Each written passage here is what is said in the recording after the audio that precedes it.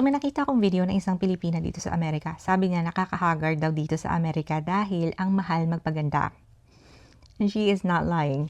Okay, bigyan ko kayo ng example. 2 years ago, nagpa-rebond ako ng buhok ko. I prefer it that way kasi yung buhok ko naturally is wavy. As you can see, ayan, may mga wave-wave na sa aking buhok. And may pagka-frizzy siya most of the time. So, pag rebonded yung hair, di ba talagang bagsak siya? Oh my God, yung aking pusa. Nung nasa Pilipinas ako, nagpapariban talaga ako. I think almost every year. I paid $190. Pilipina din yun.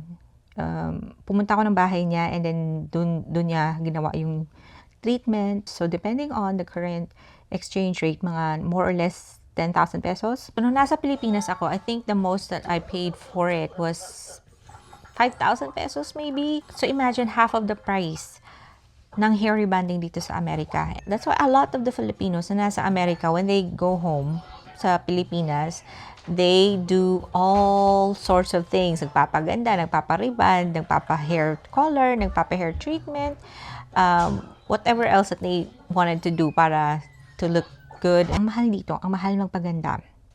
And I think it doesn't help na tayo mga Pilipino, it's almost automatic for us to convert everything into pesos. So for example, yung $190 sa mga Amerikano, parang ay that's a good price, 'di ba? Kasi 190.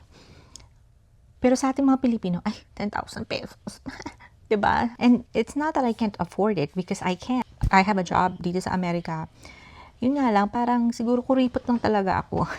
Pag nanghihinayang talaga ako to spend that much money. I think depende rin sa tao kasi may mga tao din naman, may mga Pilipino din naman dito, especially mga Pilipina na they really splurge on themselves and good for them. Deserve nila yun kasi they are working hard and honestly, I should do that for myself as well. Yun lang, ingat!